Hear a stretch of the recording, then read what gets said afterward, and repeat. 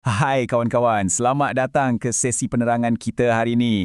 Okey, jom kita terus selami satu topik yang memang super penting, terutamanya untuk korang yang berada di tahap 2. Hari ini, misi utama kita adalah untuk master atau menguasai seni menulis ulasan grafik. Ya, saya tahu, bila dengar sahaja perkataan ulasan grafik, bunyinya macam susah kan? Tapi sebenarnya, ia semudah menyusun blok mainan binaan yang korang selalu main kat rumah tu. Jadi, dah bersedia nak jadi pakar bahasa hari ni? Jom! Sekarang, cuba jujur dengan saya. Pernah tak bila nak tulis ulasan grafik ni, korang rasa macam pening kepala sangat? Pernah tak termenung tengok kertas soalan lepas tu rasa buntu, langsung tak tahu nak mula dari mana? Jangan risau. Perasaan tu sangat normal dan percayalah, korang tak berseorangan. Ramai sangat murid yang rasa macam tu. Tapi, hari ini saya nak kongsikan satu rahsia, satu kaedah yang sangat-sangat mudah. Kalau korang pandai main susun blok, korang confirm boleh dapat markah penuh dengan yakin. Nak tahu macam mana? Okey, mula-mula sekali, kita kena ubah cara kita berfikir. Daripada tengok benda ni sebagai soalan ujian yang membosankan, apa kata kita anggap ia sebagai pelan induk atau blueprint kita? Cuba tengok betul-betul. Pelan induk ni sebenarnya dah bekalkan semua bahan rahsia yang kita perlukan. Semuanya dah ada di situ tau. Ada aktiviti gotong royong, mengeratkan hubungan, mencuci longkang, menebas semak samun dan menanam pokok. Semua isi inilah yang akan jadi blok binaan asas kita nanti. Tapi kejap, sebelum kita mula membina, benda paling wajib kita buat ialah baca arahan. Di bahagian atas pelan induk tu, sebenarnya tersembunyi 3 peraturan emas yang kita pantang langgar sama sekali. Jom kita semak satu-satu. Peraturan pertama, tajuk kita mestilah tentang cara memupuk semangat kejiranan. Peraturan kedua, ini sangat penting ya. Ia mesti ditulis dalam tepat 1 perenggan. Tak boleh lebih, tak boleh kurang. Dan peraturan ketiga, jawapan korang mestilah maksimum 50 patah perkataan sahaja. Tolong ingat 3 peraturan ni sampai bila-bila tau. Tadi saya ada sebut pasal susun blok mainan kan? Fakta-fakta yang kita jumpa dalam pelan induk tadi, macam mencuci longkang dan menanam pokok tu, itulah blok binaan kita. Tapi cuba bayangkan, kalau korang just susun blok tu tinggi-tinggi tanpa letak apa-apa pelekat, tiup sikit angin pun mesti dah runtuh. Jadi, apa yang kita perlukan di sini? Yes, kita perlukan gam yang kuat. Dalam dunia penulisan, gam kuat ni kita panggil sebagai kata hubung ataupun penanda wacana.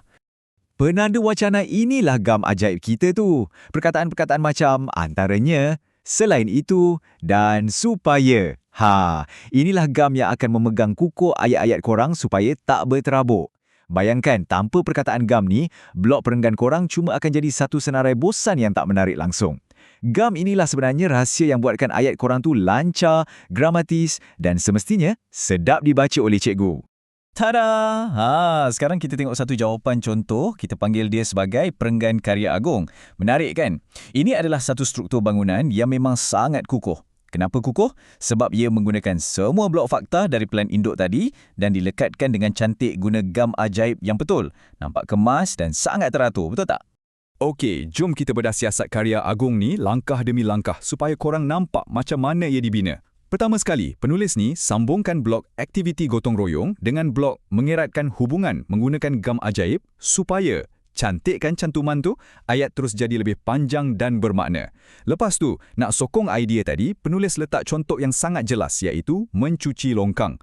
Akhir sekali, untuk blok yang tinggal, penulis gabungkan lagi 2 aktiviti iaitu menebas semak samun dan menanam pokok bunga dengan menggunakan penanda wacana. Selain itu, boom, siap satu perenggan yang sempurna. Setiap fakta terkunci rapat.